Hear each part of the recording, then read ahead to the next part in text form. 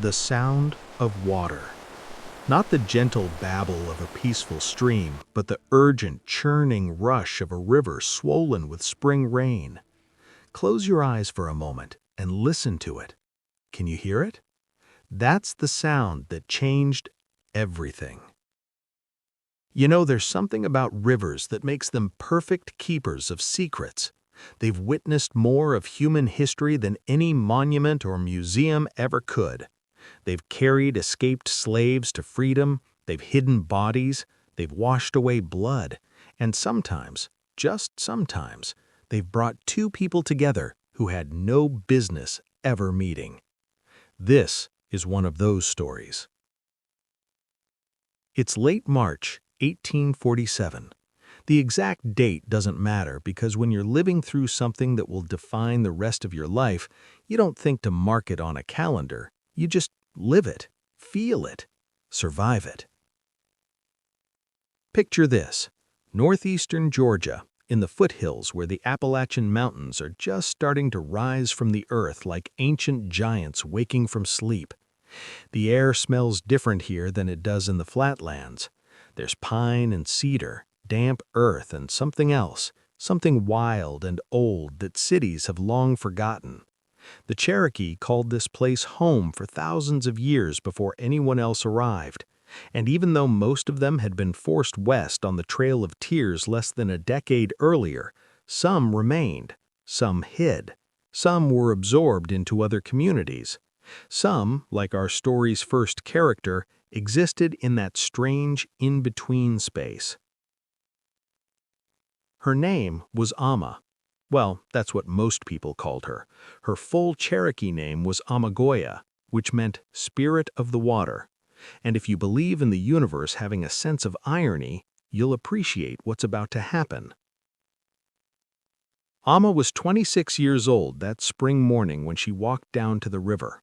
She wasn't remarkable by the standards of the time, not to white society anyway. She was what they called a mixed blood, though I hate that term. Her mother had been full Cherokee, one of those who'd escaped the forced removal by marrying a white trader named Thomas Whitfield, her father. The arrangement was practical more than romantic, which was common enough in those days. Survival took priority over love. Always did. But here's the thing about Amma that made her different. She remembered. While other children of mixed heritage were being pushed to forget their Cherokee roots, to speak only English, to dress like white settlers, Amma held on to the old ways like a drowning woman clutching driftwood. Her mother had died when she was 12, fever, they said, though Amma always suspected it was really heartbreak over a homeland she'd never see again. Before she died, she made Amma promise to remember, to carry the stories, to keep the language alive in her mouth even if she could only speak it to the trees. So every morning, Amma walked to the river. Not the big river, the Chattahoochee, but a smaller tributary that snaked through the forest about a quarter-mile from the cabin she shared with her father and younger half-sister. She went to collect water, yes, but also to pray in the way her mother had taught her, to speak Cherokee to the flowing water, to feel for just a few moments like she belonged to something older and truer than the confused world of 1847 Georgia. This particular morning felt different, though. You know how sometimes the air feels heavy before a storm, like the whole world is holding its breath? It was like that, except there was no storm coming. The sky was that perfect, fragile blue that only exists in early spring. Birds were singing, but Amma felt it in her bones. Something was wrong. Or maybe not wrong, just different, changed. She carried 2 wooden buckets, worn smooth from years of use. Her feet knew the path by heart, so she barely watched where she stepped. Instead, she looked at the new growth on the trees, the way the morning light filtered through branches still learning how to hold leaves again. Spring always felt like hope to Amma, even though hope was a dangerous thing to hold too tightly in those days. The river was louder than usual. 2 days of rain had swollen it, made it angry and brown instead of its usual clear rush. Amma approached the bank carefully. Her mother's voice echoed in her memory. "Respect the water, child. It gives life, but it can take it just as easily." That's when she saw him. At first, she thought it was a log, a dark shape caught in the roots of an old sycamore that overhung the bank, half submerged in the churning water. But logs don't have arms. Logs don't have hands that weakly grasp at roots with the last bit of strength they possess.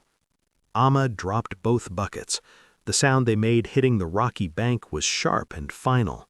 For a frozen moment she just stared, because you see, Amma knew what she was looking at, and she knew what it meant. In 1847 Georgia, there were things you could do, and things you absolutely could not do, and what she was about to do fell firmly into the second category. The man in the river was black, even covered in mud and river water, even with his face twisted in pain and exhaustion. That was obvious. And in Georgia in 1847, a black man caught in a river could only mean one thing: he was running. Now, here's where I need you to understand something about the world Amma lived in. This wasn't just the antebellum South. This was Georgia, one of the original slave states, a place where slavery was as fundamental to the economy as cotton itself. The Antebellum South Slave Catchers Act was already on the books, and it was brutal. If you helped a runaway slave, if you gave them water, if you pointed them in the right direction, if you did anything except turn them in, you could be fined $1,000. That might not sound like much now, but in 1847, that was more money than most people saw in a lifetime. It could destroy a family, ruin a life. And for someone like Amma, someone already on the margins of society because of her Cherokee heritage, someone whose very existence was only tolerated because her father was white and owned a little bit of land, for her to help a runaway slave would be more than just breaking the law. It would be suicide, social, economic, possibly literal suicide. She should have walked away. Any reasonable person would have walked away, would have maybe even run back to the settlement and reported what they'd seen, collected a reward, proven their loyalty to the system that barely tolerated them. But Amma wasn't any reasonable person. She looked at the man in the river, really looked at him, and saw the way his fingers were bleeding where they gripped the roots, saw the deep gash across his shoulder that was turning the water around him pink, saw how his eyes, barely open, had that distant look of someone who'd already made peace with dying. And she thought about her mother, about the trail of tears, about forced marches and broken promises, and the way human beings could be treated like obstacles to be removed. She thought about her own Cherokee name, Spirit of the Water, and wondered if maybe this was why she'd been given it. "Damn it," she whispered. Not in English, in Cherokee. The curse felt right in her mother's language. The man was heavy, heavier than she expected, even though he was lean, all muscle and bone without an ounce of extra flesh. She waded into the river up to her knees, and the cold took her breath away. March water in Georgia is snow melt and rain, and it cuts right through you. Her skirt immediately became a sodden weight trying to drag her down. She grabbed his arm, the one that wasn't torn open, and pulled. He didn't help much, could barely hold on. She could see now that he'd been beaten badly. There were marks around his wrists from shackles, old scars on his back even visible through his torn shirt, and fresh bruises blooming purple and black across his ribs.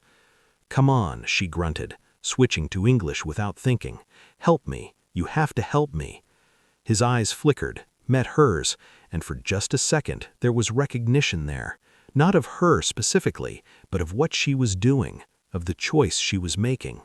With strength that seemed to come from somewhere outside his broken body, he pushed against the riverbed with his feet.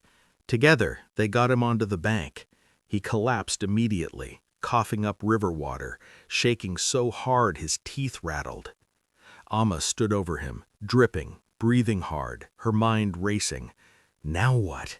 She couldn't take him to the cabin. Her father would turn him in without hesitation.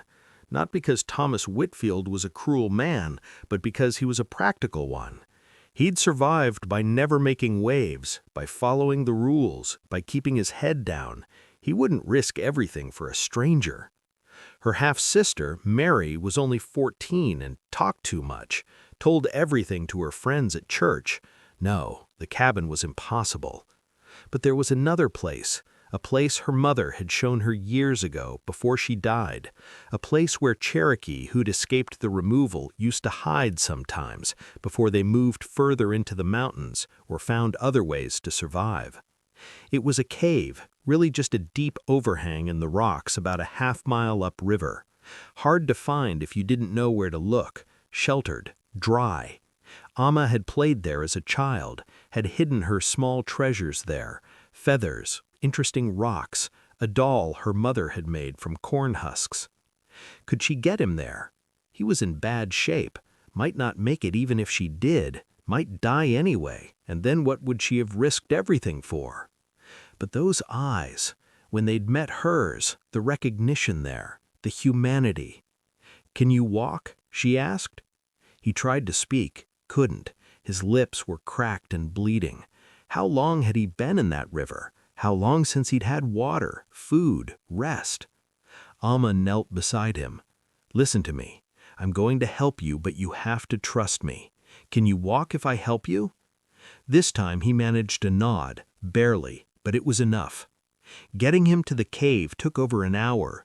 Every few yards they had to stop, let him rest, let him cough up more water, let him try to find the strength to take another step. Amma kept expecting to hear dogs, kept expecting to hear men shouting, horses crashing through the underbrush, kept expecting this to be the moment her life ended. But the forest stayed quiet, just birds and wind and the distant sound of the river. When they finally reached the cave, the man collapsed again. This time, Amma thought he might actually be dead. His breathing was so shallow she had to put her hand on his chest to feel it, but it was there, faint, but there. She had no supplies, no bandages, no medicine, no food. She'd run from the river with nothing but the clothes on her back and a determination that was starting to feel a lot like stupidity. "Stay here," she told him, even though he was clearly in no condition to go anywhere. "I'll come back, I promise." She had no idea if he heard her, no idea if he'd still be alive when she returned, but she ran back through the forest anyway, her wet skirts slapping against her legs, her mind already crafting the lies she'd need to tell. When she reached the riverbank where she'd dropped the buckets, she picked them up and filled them like nothing had happened. Then she walked back to the cabin, trying to look like a woman who'd done nothing more interesting that morning than collect water. Her father was already gone, probably to his workshop where he repaired tools and did odd carpentry jobs for neighbors. Mary was still in bed, lazy child that she was. The house was quiet. Amma moved quickly. She took bread from the larder, dried meat, a jar of honey, an old shirt of her father's, clean rags for bandages. She found a clay pot of salve her mother had made years ago. It was probably useless by now, but it was all she had. She wrapped everything in a bundle and hid it under her shawl. Then she walked back to the cave. He was still alive, still breathing. She said a prayer of thanks in Cherokee, to spirits she wasn't sure she believed in anymore, but invoked anyway because they were her mother's spirits, and her mother had believed.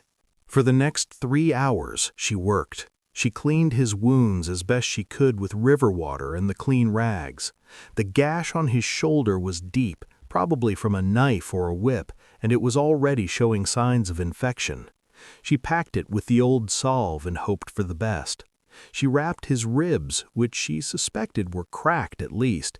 She gave him water, just small sips at first, because she knew too much too fast would make him sick. He was conscious sometimes, in and out. When he was awake, his eyes followed her movements, but he didn't speak, couldn't speak, she realized. His throat was too damaged. From screaming? From being choked? She didn't know and didn't ask. Some stories you had to wait for, had to earn. Finally, when there was nothing more she could do, she sat back against the cave wall and really looked at him. He was younger than she'd first thought, maybe 30, maybe less. It was hard to tell. Life had marked him deeply, but beneath the bruises and scars there was something else, A kind of dignity, maybe, a refusal to be broken even when everything about his body suggested he should be. "My name is Amma," she said softly. "You're safe here, for now." He looked at her for a long moment, then with obvious effort he whispered one word: "Samuel." And that was how it started, not with romance, not with passion, but with mercy, with a choice made at a riverbank that would ripple out in ways neither of them could possibly imagine. You see, this is how the most important moments of our lives happen, not with trumpets and announcements, but with quiet decisions made in urgent moments, with strangers meeting in impossible circumstances, with small acts of kindness that turn into something much larger than we ever intended. Amma walked back to the cabin that day knowing she'd crossed a line, but she had no idea how far that line extended, had no idea that the man shivering in that cave would become the most important person in her life, had no idea that mercy would transform into something forbidden, into something that could get them both killed. But we're getting ahead of ourselves, because first Samuel had to survive, and that was far from certain. The infection in his shoulder got worse before it got better. For 3 days he burned with fever. Amma snuck away to the cave as often as she could, bringing water, food, clean rags. She told her father she was gathering herbs in the forest, told Mary she was visiting a sick friend from her mother's people. The lies came easier than she expected, which worried her. What else was she capable of if pushed? During those fevered days, Samuel talked. Not to her, he didn't seem to know she was there, but he talked to people who weren't in the cave, to his mother mostly. He called for her in a language Amma didn't recognize at first, then in broken English. "Mama, I'm sorry I left you, I'm sorry." And he talked to someone named Joseph, a brother, Amma guessed, though she couldn't be sure. "Get up, Joseph," he'd say urgently. "Get up, they're coming, you have to run. Joseph, please, get up." Amma learned more about Samuel during those fevered rambles than she probably would have in months of regular conversation. She learned he'd been sold away from his family when he was young, learned he'd had a brother who'd been beaten to death trying to protect him, learned he'd been passed between owners, plantation to plantation, each one worse than the last, learned he'd finally run because the alternative was dying, and at least running gave him a chance. On the 4th day, the fever broke. She arrived at the cave to find him sitting up, weak but lucid, drinking from the water skin she'd left. "You're real," he said when he saw her. His voice was rough, barely more than a rasp. "I thought maybe I'd dreamed you." "I'm real," Amma confirmed, settling down near him, but not too close. There was still a careful distance between them. Had to be. "Why?" he asked. It was the question she'd been asking herself. Why had she done this? Why was she still doing it? Every day she helped him was another day she committed treason against the only world she knew. "I don't know," she said honestly. "I saw you in the river and I couldn't walk away." "Most would have." "I know." They sat in silence for a while. Outside the cave, birds sang. Spring was deepening. The world was coming back to life, indifferent to their drama. "Where were you running to?" Amma finally asked. Samuel laughed, but there was no humor in it. "North, free states, that's what everyone says, right? Get to the north and you're free. Might as well be the moon, though. I had no map, no idea how far it was, just knew I had to run." "How long were you in the river?" "Don't know exactly. Day and a half, maybe? I was running through the forest and they had dogs, heard them behind me. The river was the only chance I had. Thought if I stayed in the water, the dogs couldn't track me. Worked, I guess, but I got swept up, hit some rocks." He touched his shoulder gingerly. "Knife wound from before, from when I first ran. The guard tried to stop me. I had to hurt him. Might have killed him, don't know." Amma nodded slowly, processing this. Samuel wasn't just a runaway, he was wanted, dangerous by the law's standards. If they caught him, they wouldn't just return him to his owner, They'd make an example of him. "They'll be looking for you," she said. "I know. If they find you here." "I know." Another silence, longer this time. "You should go," Samuel said finally. "You've done more than anyone could ask. You saved my life, but you need to walk away now before this gets you killed too." It was the sensible thing, the smart thing. Amma knew that. She stood up, brushed off her skirt, picked up her basket. "I'll come back tomorrow," she said. Samuel shook his head. "You can't keep—" "I'll come back tomorrow," she repeated, firmer this time. "You can't walk yet, can barely stand. You need food and rest, and your wounds need tending. Another week at least before you could even think about running again." "And when I can run, then what?" "Then you run," Amma said simply. "North like you planned. But until then, I'll help you. Not because I'm brave or noble or any of that, but because—" She paused, searching for the right words. "Because if I don't, I won't recognize myself anymore. Does that make sense?" Samuel looked at her for a long moment, really looked at her, like he was seeing her for the first time. "Yeah," he said softly, "that makes sense." So the routine continued. Every day Amma found excuses to disappear into the forest. Every day she brought food, water, news from the settlement. She learned to be careful, to vary her paths to the cave, to watch for anyone following her. The paranoia became second nature. And every day Samuel got a little stronger. The fever didn't return. His wounds began to heal, though the shoulder would clearly leave a nasty scar. He started moving around the cave, then just outside it, building back muscle, preparing to run again. They talked during those visits. At first, just practical things, what he needed, what she could safely bring, but gradually the conversations deepened, became real. Amma told him about her mother, about the Cherokee way of life she barely remembered but desperately wanted to preserve, about feeling caught between two worlds, not fully belonging to either, about the loneliness of being mixed blood in a place that valued purity above all else. Samuel told her about slavery in a way she'd never heard anyone talk about it before, not as an abstract political issue or an economic system, but as a daily reality, about what it felt like to be owned, to have your name taken away and replaced with whatever your master wanted to call you, to work until your hands bled and your back broke and still be told you were lazy, to watch people you loved be sold away and know you'd never see them again, to understand that your children, if you ever had any, would inherit your chains. "The worst part," he said one day, "isn't the physical stuff, the beatings, the work, the hunger. You get used to that if you can believe it. The worst part is the way they try to make you forget you're human, try to make you believe it yourself, that you're property, a thing. And some people, they break, they believe it, and I don't blame them because resisting is so damn hard. But I couldn't let them take that from me. Would have rather died. Almost did, several times. But you didn't," Amma said.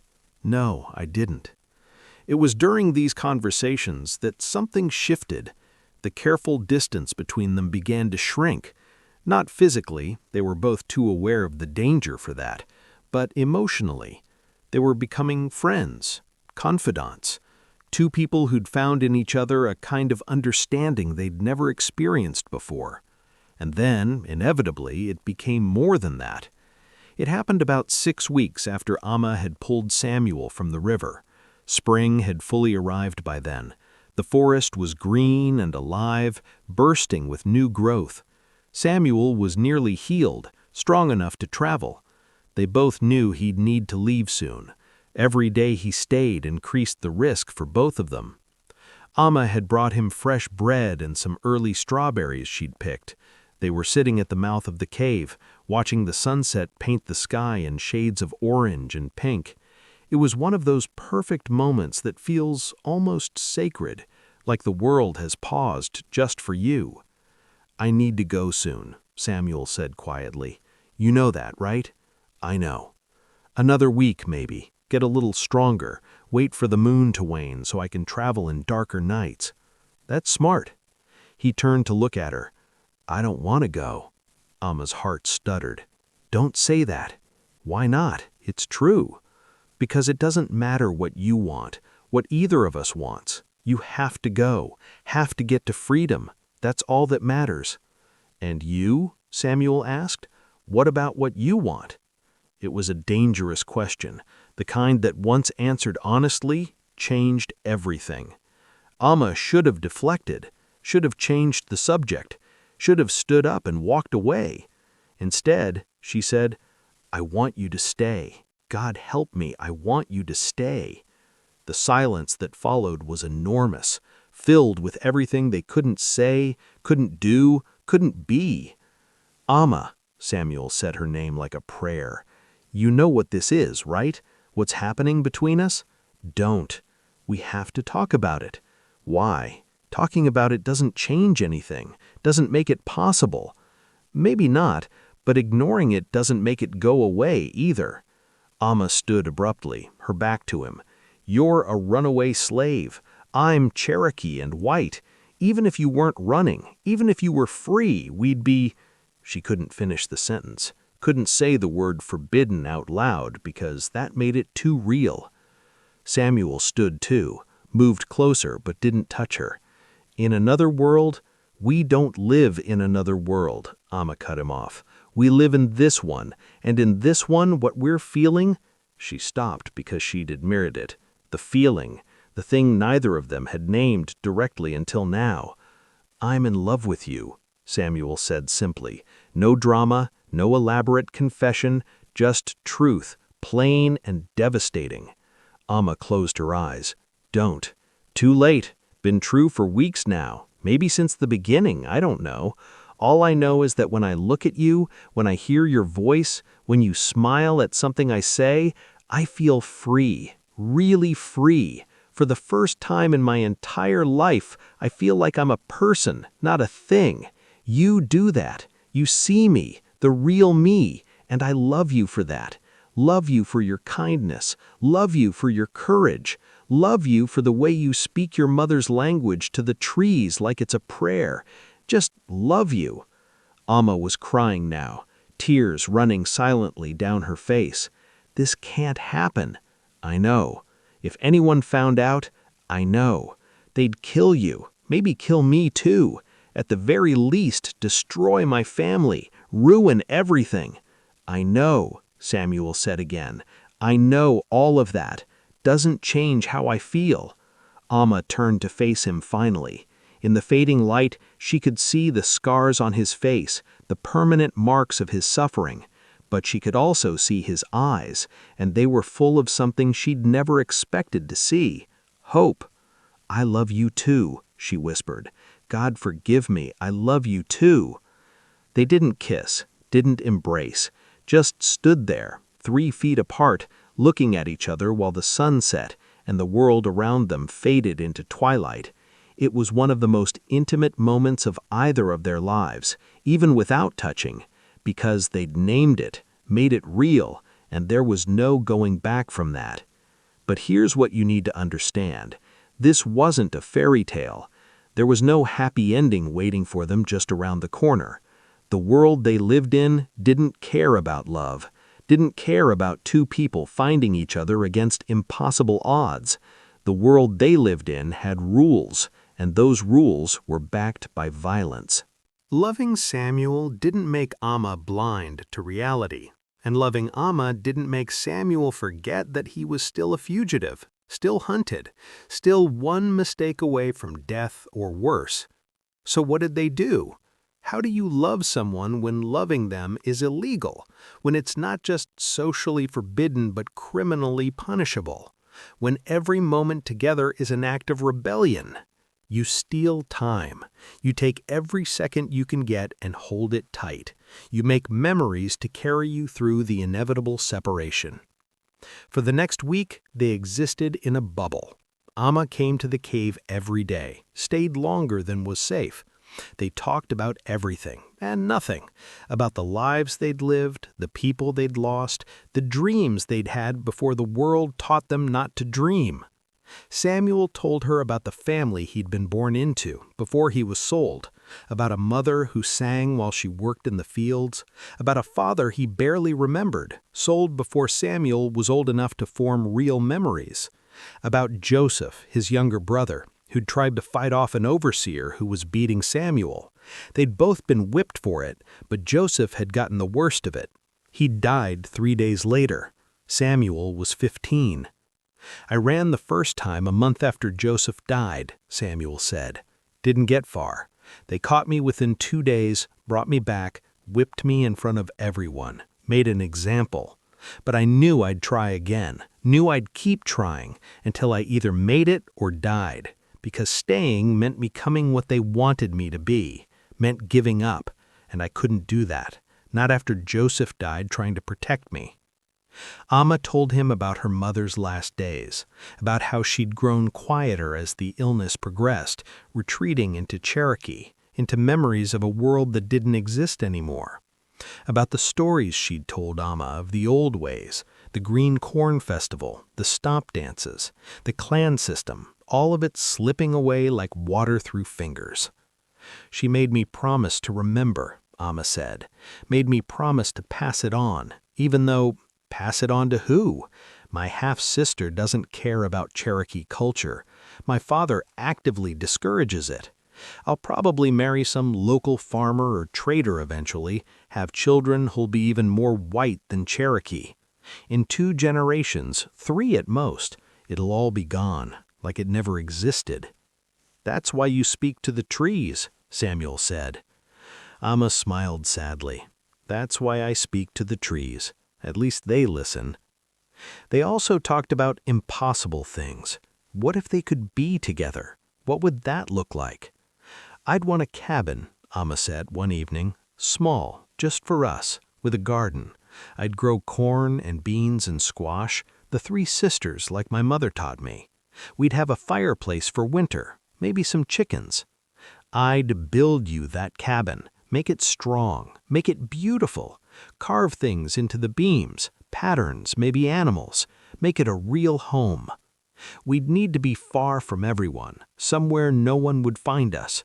North, deep in the woods. There are places in Canada, I've heard, where black folks who escaped slavery live free, where they have whole communities, maybe Cherokee too, maybe people who don't care about what the rest of the world thinks is proper." It was fantasy, they both knew, but it was a lovely fantasy, a dream to hold on to in the dark. And yes, eventually, they touched. I won't give you all the details because some things are private, even in a story. But one evening Samuel reached out and took Amma's hand, just held it, felt the calluses on her palm from years of hard work, memorized the shape of her fingers. Amma let him, let herself feel what it was like to be held by someone who saw her as precious, not as a half-breed, not as a useful daughter or a potential bride to secure an alliance, but as herself, as Amma, as spirit of the water. They kissed once, just once, tender and careful and full of everything they couldn't say. It was the kind of kiss that felt like goodbye even while it was happening, because they both knew time was running out. The signs were small at first: increased patrols on the main roads, dogs barking in the distance more frequently, talk in the settlement about a dangerous fugitive still at large. A reward poster went up at the general store: $500 for the return of a slave named Samuel, property of one William Thornton of South Carolina, considered armed and dangerous. Amma saw the poster and felt her blood turn to ice. That was Samuel's face, roughly drawn but recognizable. And the amount, $500, that was life-changing money. People would kill for that, would sell out anyone for that. She bought supplies casually, gossiped with the shopkeeper's wife like she didn't have a care in the world, then walked home trying not to run. "You have to leave," Amma told Samuel when she reached the cave. "Tonight, now." He'd already seen her expression. What happened? She told him about the poster, about the reward. Someone will find you, if not today, then tomorrow or the day after, and when they do, I know. So you'll go? Samuel looked at her. In the weeks they'd spent together, he'd gained weight, healed, grown stronger. He looked more like a man and less like a ghost, but now, faced with leaving, he looked lost. "Come with me," he said. Amma laughed, but it came out choked. "What?" "Come with me, north. We could make it together. You know the land, know how to survive in the forest. Together we'd have a better chance." "Samuel, I know it's crazy. I know it's asking too much, but Amma, what's waiting for you here? A life of pretending, of hiding who you are, of marrying someone you don't love and watching your culture die? Come with me. Let's try. Even if we fail, at least we'll have tried. At least we'll have had something real." It was tempting, God, it was tempting, to just run, to disappear into the forest with this man she loved and try to build something from nothing, to be free, even if that freedom was brief and dangerous. But Amma was practical. She'd had to be, her whole life, and she knew the math didn't work. "They're looking for one runaway slave," she said slowly. "One black man. They're not looking for a couple, not looking for a Cherokee woman. If I'm with you, we're more visible, easier to spot, easier to catch. I'd slow you down." "You wouldn't." "I would. And when they caught us, and Samuel, they would catch us, it would be so much worse for both of us. You know what they do to black men who run. You know what they do to white women who, she couldn't finish, couldn't say the word fraternize or consort or any of the other polite terms for what the law would call miscegenation. "And what about my father?" she continued. "My sister? This would destroy them. They'd lose everything. The land, their standing in the community, everything. I can't do that to them, Samuel. I can't." He knew she was right. She could see it in his eyes, but it didn't make it hurt less. "So this is it," he said. "We say goodbye and pretend this never happened." "I'll never pretend this didn't happen," Amma said fiercely. "This is the realest thing in my life. But yes, you have to go, alone, and I have to stay." They spent that last night together in the cave, didn't sleep, just talked and held each other and memorized everything they could. The sound of each other's breathing, the feel of skin against skin, the way starlight filtered into the cave and made everything feel both real and dreamlike. As dawn approached, Samuel prepared to leave. Amma had brought him everything she could spare: food, a knife, a dark coat that had been her father's, a compass she'd stolen from the house. It wasn't much, but it was something.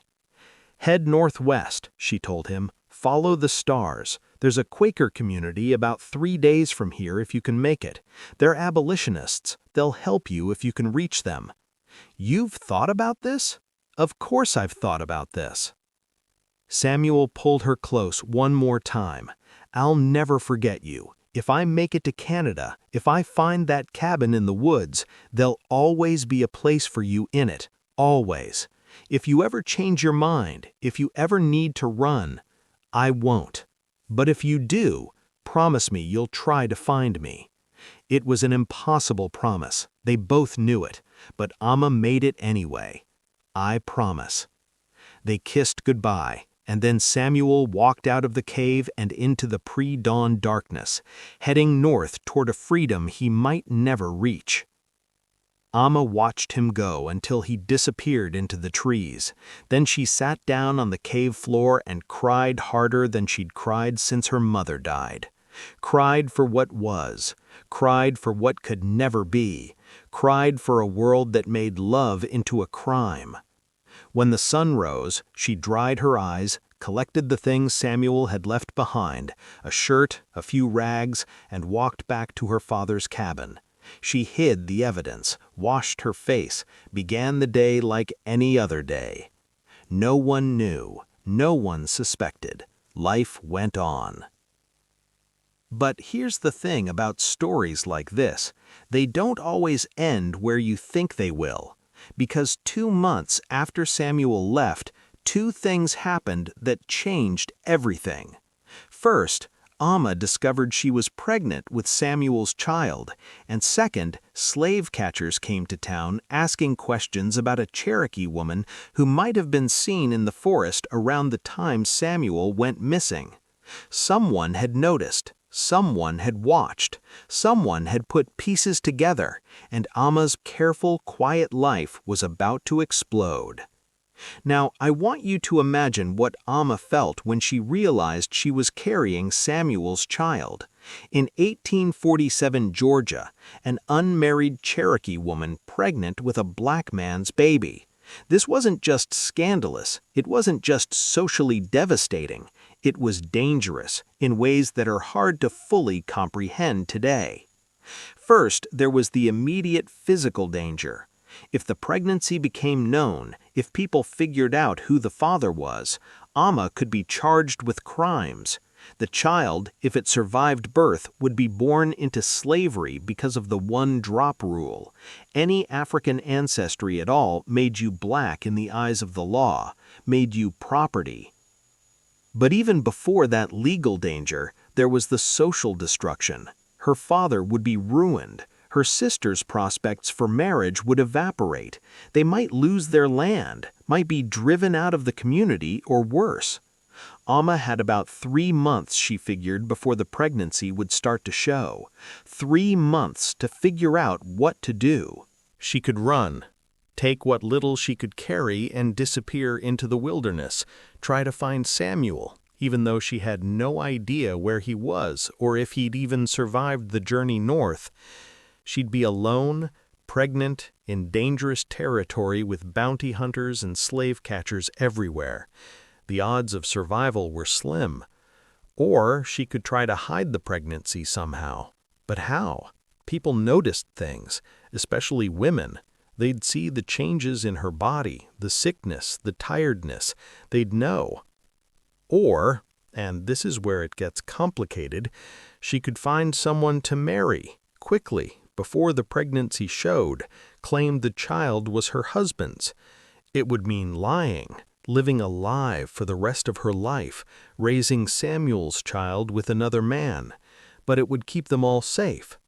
The question was, who would marry her? There was a man named Robert McCabe who'd been courting Amma in his quiet way for about a year. He was white, a widower with a small farm, in his 40s. Not unkind, not particularly exciting, but stable, decent. He'd asked Thomas Whitfield for permission to court Amma, and Thomas had been encouraging it, saw it as a good match, a way to tie his Cherokee daughter more firmly into white society, to secure her future. Amma had been politely resistant, keeping Robert at arm's length, but now it felt like a betrayal of Samuel, of herself, of everything they'd shared. But what other choice did she have?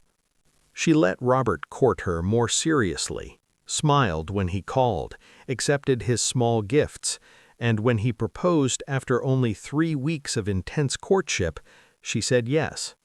Thomas was thrilled. Mary was excited about the wedding. Everyone thought it was romantic, a widower finding love again, a half-Cherokee girl securing a good match. Only Amma knew the truth. Only she understood what she was really doing.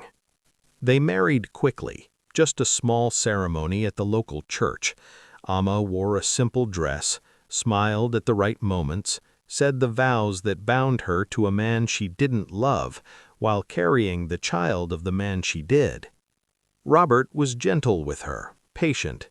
He knew she wasn't in love with him, he wasn't a fool, but he thought with time she might grow to care for him, might come to appreciate the stability he offered.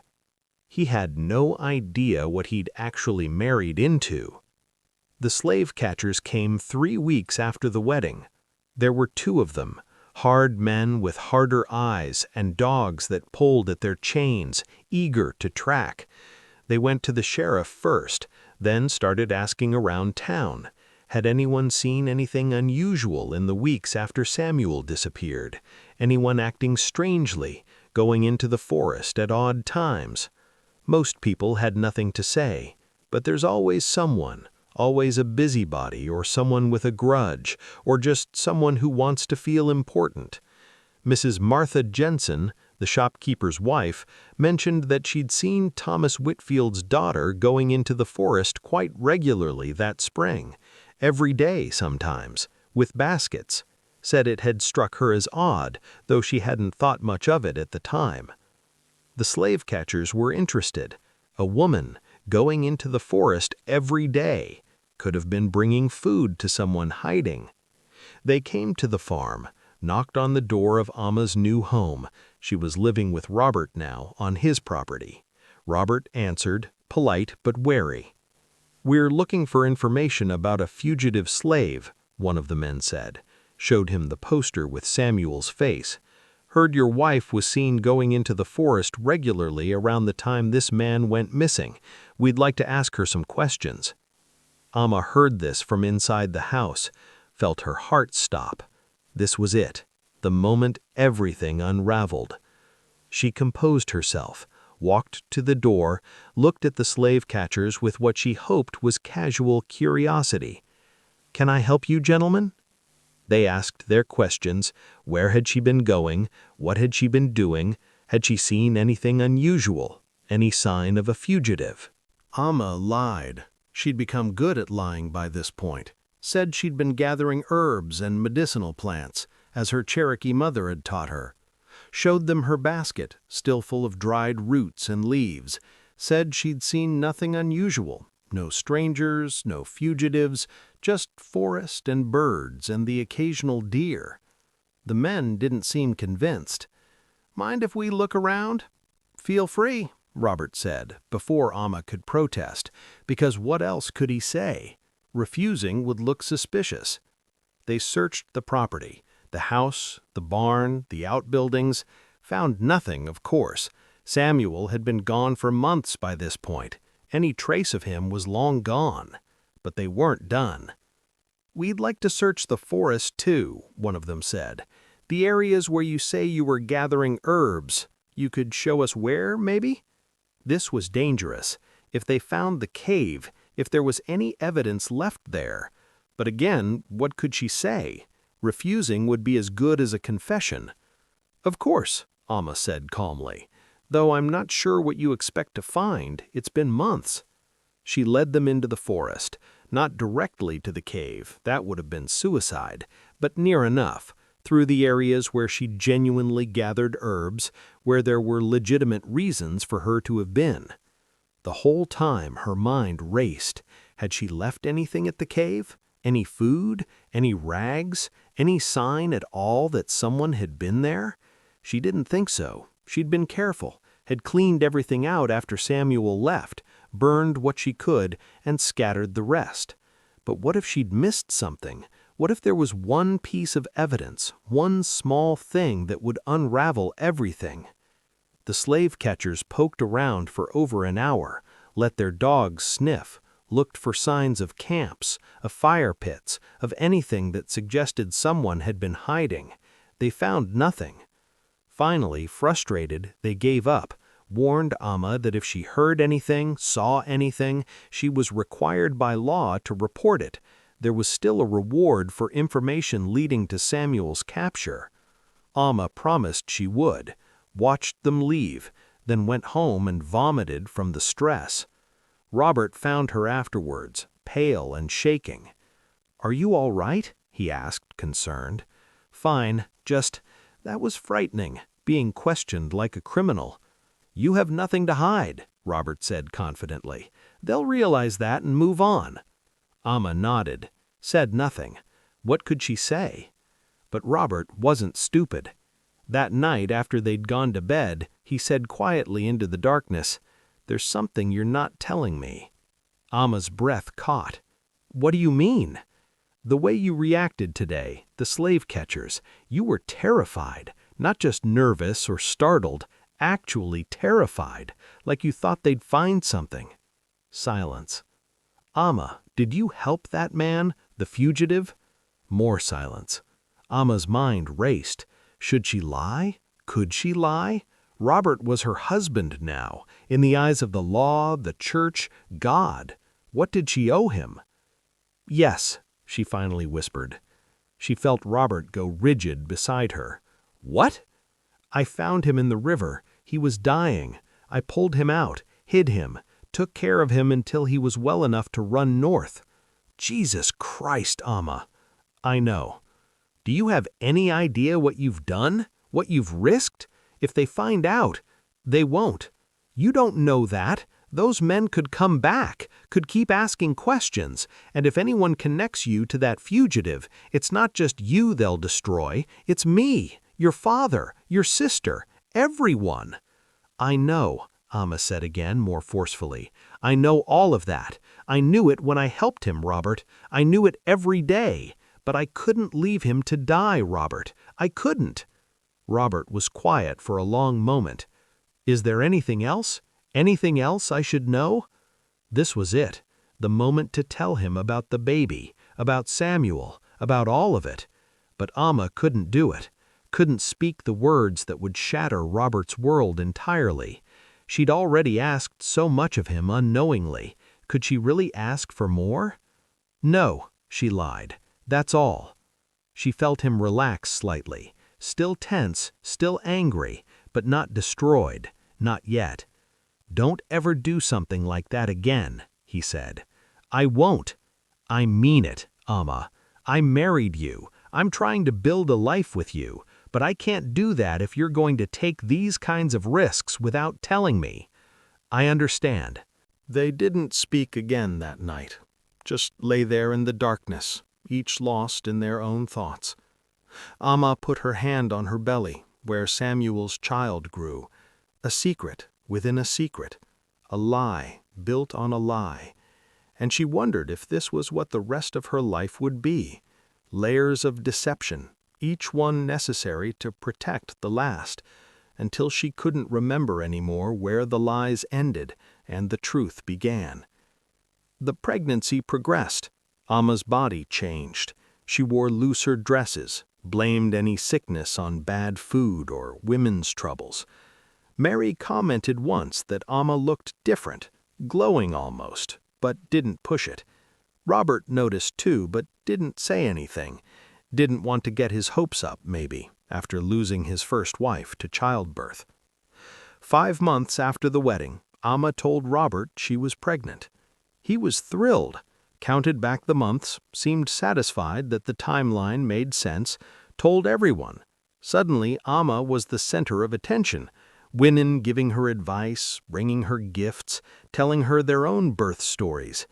It felt surreal, all these people celebrating a child they didn't know the truth about, a child who, if they knew, they'd consider an abomination.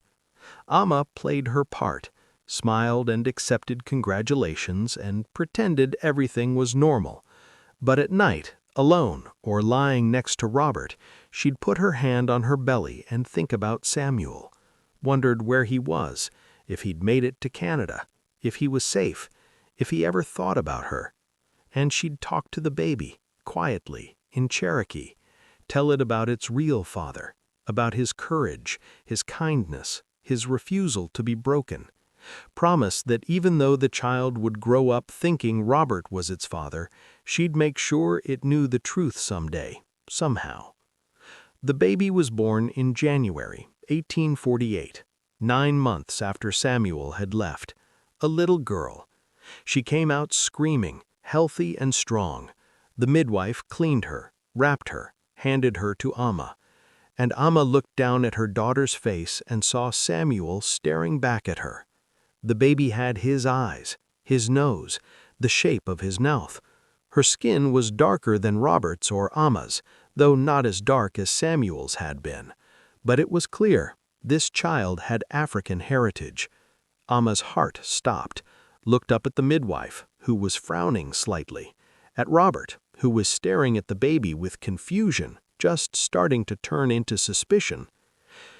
"She's dark," the midwife said carefully. "My mother was Cherokee," Amma said quickly. They often have darker skin. It was technically true, but it didn't explain the features, didn't explain the clear African ancestry that anyone with eyes could see.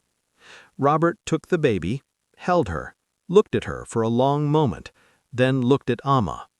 He knew, she could see it in his eyes. He knew this wasn't his child. But he didn't say anything. Not then, not in front of the midwife, just handed the baby back to Amma and walked out of the room. The midwife left soon after, promising to check on them in a few days. Amma was alone with her daughter, this tiny, perfect person who was going to destroy everything. Robert came back an hour later, sat down heavily in the chair by the bed. "Tell me," he said quietly. "Tell me the truth." So Amma did. All of it. Samuel, the cave, the love that had grown between them, the impossible choice she'd made, the reason she married Robert. Robert listened without interrupting. When she finished, he sat in silence for several minutes. "You've been lying to me since the beginning," he finally said. "Yes. Our entire marriage is built on a lie. Yes. This child isn't mine. No." More silence. Outside, winter wind rattled the windows. The baby made small noises, not quite crying. "You should have told me," Robert said, "before we married. I deserved to know." "You're right," Amma said. "But if I had told you, would you have still married me?" Robert didn't answer. They both knew what the answer was. "What am I supposed to do now?" he asked, and for the first time he sounded lost. "Everyone thinks I'm this child's father. If I say she isn't, if the truth comes out about who the real father is, I know. They'll destroy you, take the child, sell her into slavery, and me, I'll be ruined just by association." "I know," Amma said again. "I'm sorry. I'm so sorry. I didn't know what else to do." Robert stood up, paced, looked at the baby again. "What's her name?" "I was thinking Sarah," Amma said. It was a safe, normal name, but in Cherokee, in her heart, she'd already named her daughter Elise, grandmother, a promise to remember. "Sarah," Robert repeated, sighed, sat back down. "All right." "All right? What other choice do I have? If I acknowledge the truth, I destroy myself along with you. So," he shrugged helplessly, "I guess I have a daughter now." It wasn't forgiveness, not exactly, but it was acceptance, a practical decision made in an impossible situation. "I'll raise her," Robert said. "I'll claim her as mine. But Amma, you need to understand something. This can never come out, never. We take this secret to our graves or we all pay for it. Do you understand?" "Yes. And no more contact with that man, ever. Even if you hear he's alive, hear he's in Canada, hear anything, you forget about him. You're my wife now. This is your life. These are the choices you made." It was cruel, but it was also fair. Amma had dragged Robert into this without his knowledge or consent. The least she could do was commit fully to the deception they now both had to maintain. "I understand," she said. So that's what they did. Robert claimed Sarah as his daughter, loudly, publicly, proudly, shut down any whispers about the baby's darker skin by insisting she looked like her Cherokee grandmother. Most people accepted it, or at least pretended to. A few had doubts, but without proof, what could they say? And Amma settled into her new life, mother, wife, keeper of secrets. She was good at it, the role-playing, had to be. But sometimes, late at night, when Robert was asleep and Sarah was nursing, she'd look at her daughter's face and see Samuel, would whisper stories in Cherokee about a brave man who'd chosen freedom over chains, who'd been loved and had loved in return, even when the world said that love was forbidden. Sarah grew. She was a bright, quick child, strong, curious. She had her father's determination and her mother's intelligence. And yes, as she got older, her African features became more pronounced. Her hair was curlier than it should have been if she was just Cherokee and white. Her lips were fuller. Her skin stayed dark even in winter. People talked sometimes, but Robert's commitment never wavered. This was his daughter, he'd say firmly. Anyone who said otherwise could take it with him. It was a hard life, built on lies, but it was safe, stable, and in 1840s Georgia, for a mixed-race family with a complicated history, that was more than most people could hope for. Years passed. Sarah turned 5, then 7, then 10. The country moved toward civil war, tensions rising as the debate over slavery reached a breaking point. Amma watched it all with a strange detachment. She'd already fought her own war over slavery, in her heart and in that cave. The nation was just catching up to what she'd known for years, that the system was unsustainable, built on a foundation of suffering that would eventually collapse. Robert died in 1859. Heart failure, the doctor said. He was 57 years old. He'd been a good husband, in his way, never cruel, provided for them, kept their secret even when it must have killed him sometimes to raise another man's child. On his deathbed, he called Amma close. "Take care of her, Sarah. She's a good girl, doesn't deserve what the world will give her if the truth comes out." "I know," Amma said. "Thank you, Robert, for everything. I know I never loved you the way you deserved, but—" "I knew that when I married you," Robert interrupted. "I hoped, but I knew. Still, we built something good, didn't we, despite everything?" "Yes," Amma said, "and meant it. We did." He died that night. Amma buried him next to his first wife and mourned him genuinely, not as a great love, but as a good man who did his best in an impossible situation. And then she was alone again, just her and Sarah and the farm and the secrets. Sarah was 14 when the Civil War started, old enough to understand what was happening, young enough to still be sheltered from the worst of it.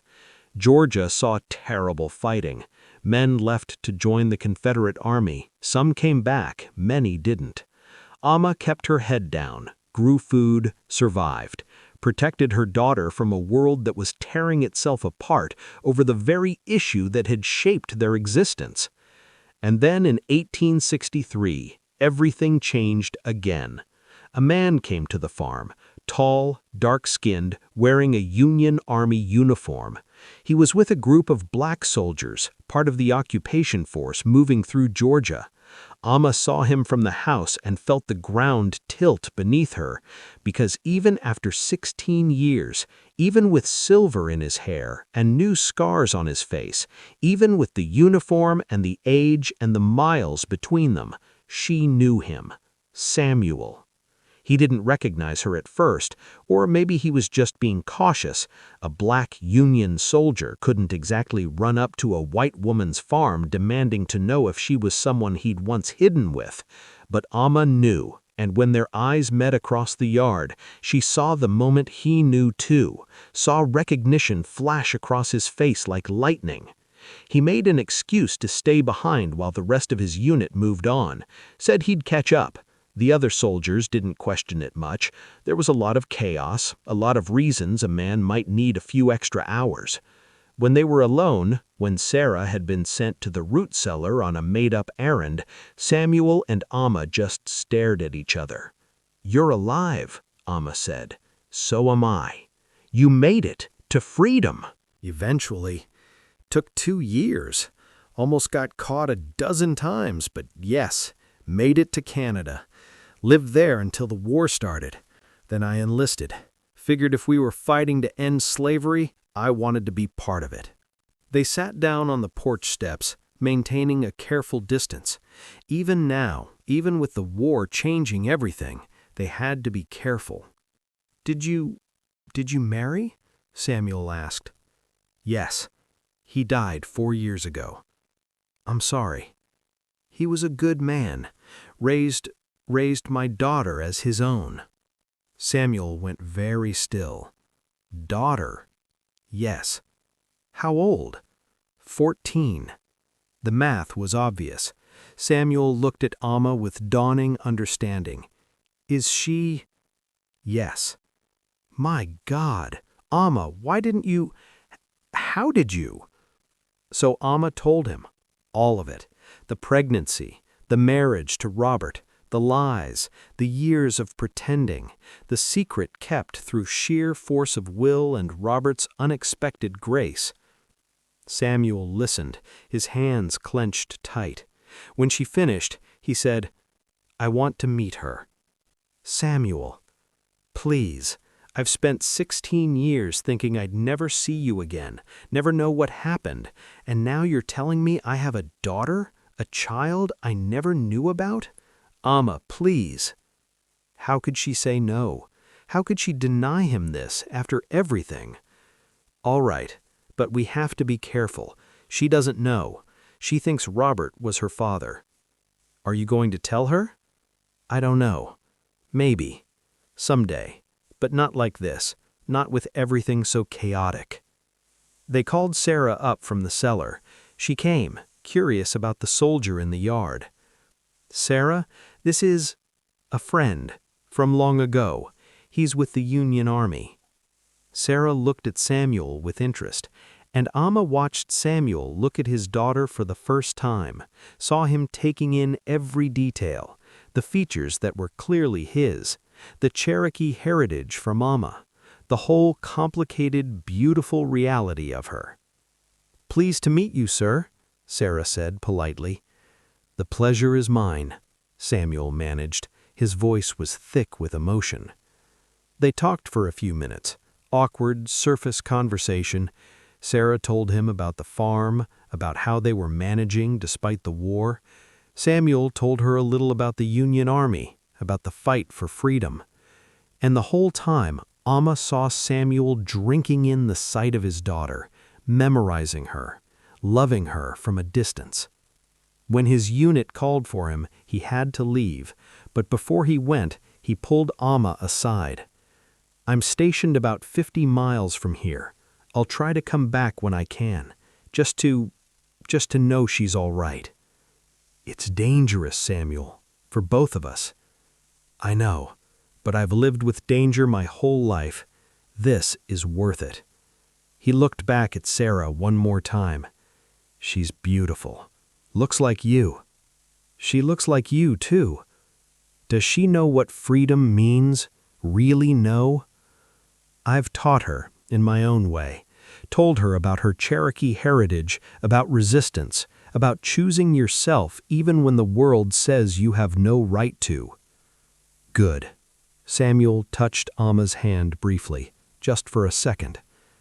Thank you, for keeping her safe, for surviving, for everything. Then he was gone, marching away with his unit toward the next battle, the next fight in a war that was slowly, painfully destroying the world that had kept them apart. Amma watched him go and felt something she hadn't felt in years, hope. The war ended in 1865. Slavery was abolished. The world Amma had known her entire life, the world of rigid racial hierarchies and legal bondage, was gone, replaced with something uncertain and new and dangerous in different ways. Samuel came back one more time after the war, legitimate this time, no need to hide or sneak around. He found Amma and Sarah, told them he was heading back to Canada. Come with me, he said to Amma. Same words he'd said 16 years earlier in a cave. Come, both of you. We could be a family, real family. It's legal now. We could be together.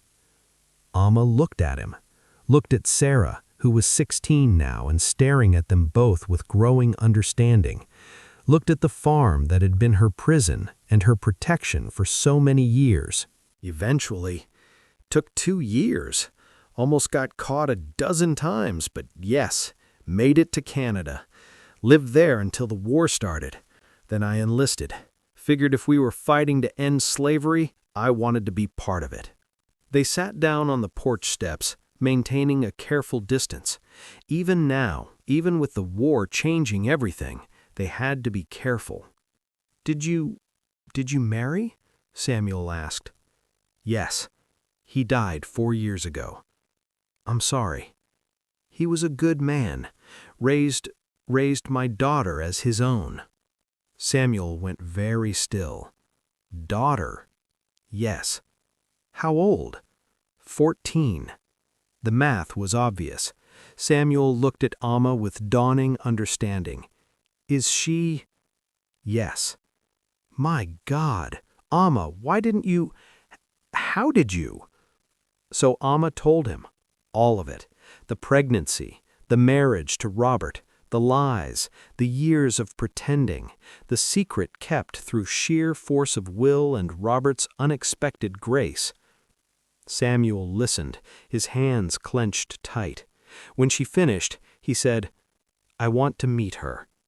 "Samuel, please. I've spent 16 years thinking I'd never see you again, never know what happened, and now you're telling me I have a daughter, a child I never knew about? Amma, please." How could she say no? How could she deny him this after everything? "All right, but we have to be careful. She doesn't know. She thinks Robert was her father." "Are you going to tell her?" "I don't know. Maybe. Someday. But not like this, not with everything so chaotic." They called Sarah up from the cellar. She came, curious about the soldier in the yard. "Sarah, this is a friend from long ago. He's with the Union Army." Sarah looked at Samuel with interest, and Amma watched Samuel look at his daughter for the first time, saw him taking in every detail, the features that were clearly his, the Cherokee heritage from Amma, the whole complicated, beautiful reality of her. "Pleased to meet you, sir," Sarah said politely. "The pleasure is mine," Samuel managed. His voice was thick with emotion. They talked for a few minutes, awkward, surface conversation. Sarah told him about the farm, about how they were managing despite the war. Samuel told her a little about the Union Army, about the fight for freedom. And the whole time, Amma saw Samuel drinking in the sight of his daughter, memorizing her, loving her from a distance. When his unit called for him, he had to leave, but before he went, he pulled Amma aside. "I'm stationed about 50 miles from here. I'll try to come back when I can, just to know she's all right." "It's dangerous, Samuel, for both of us." "I know, but I've lived with danger my whole life. This is worth it." He looked back at Sarah one more time. "She's beautiful. Looks like you." "She looks like you, too." "Does she know what freedom means? Really know?" "I've taught her, in my own way.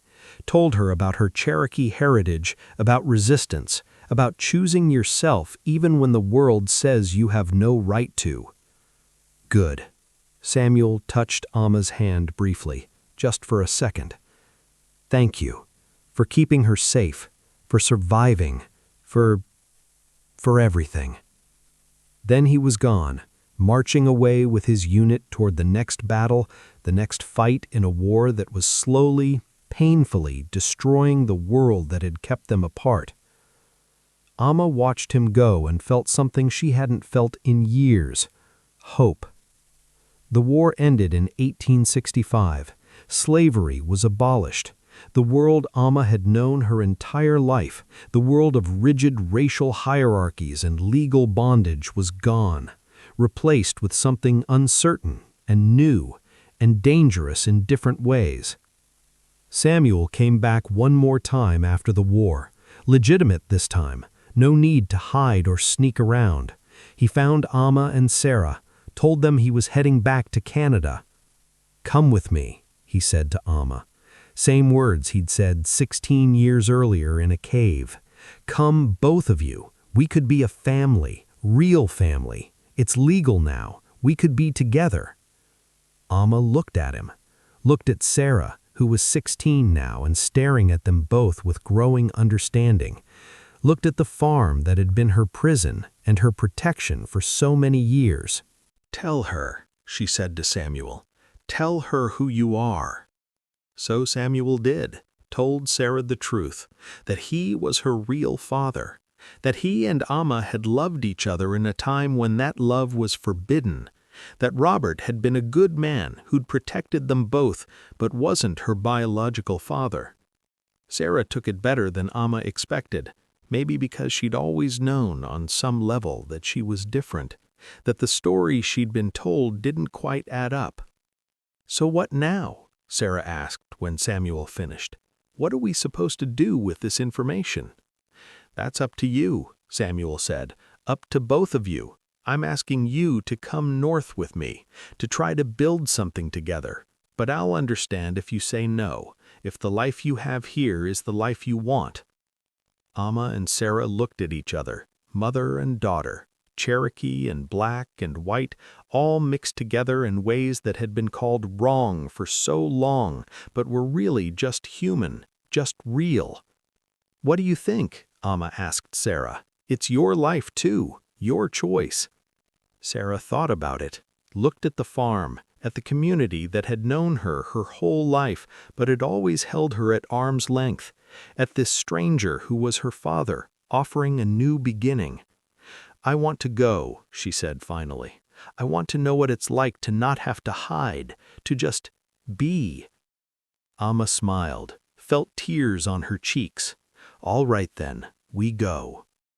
They sold the farm, took what they could carry, and in the spring of 1866, Amma, Samuel, and Sarah headed north together. A family, finally. Not in secret, not hidden, but out in the open, claiming their right to exist, to love, to be. It wasn't easy. The North wasn't the promised land some had imagined. Racism existed there too, just in different forms, and they were still an unusual family, mixed race in ways that made people uncomfortable, that defied easy categorization. But they were together, and after everything they'd survived, everything they'd endured, that was enough. Samuel built them a cabin, like he'd once promised Amma he would, small but sturdy, with carvings in the beams, patterns and animals, Cherokee designs mixed with African symbols, a house that reflected their whole complicated, beautiful history. Amma planted a garden, 3 sisters, corn, beans, squash, just like her mother had taught her, and she spoke Cherokee to the plants, kept the language alive, taught it to Sarah and to the grandchildren that eventually came. Sarah grew into a remarkable woman, became a teacher, helped educate freed slaves and their children, married a man who loved her for exactly who she was, mixed, complicated, fierce, had children of her own who carried Cherokee and African and European blood in their veins and were told from the beginning that all of it mattered, all of it was precious. And Amma and Samuel, they had the years they'd been denied. Not as many as they deserved. Samuel died at 62, his body finally giving out after a lifetime of hardship.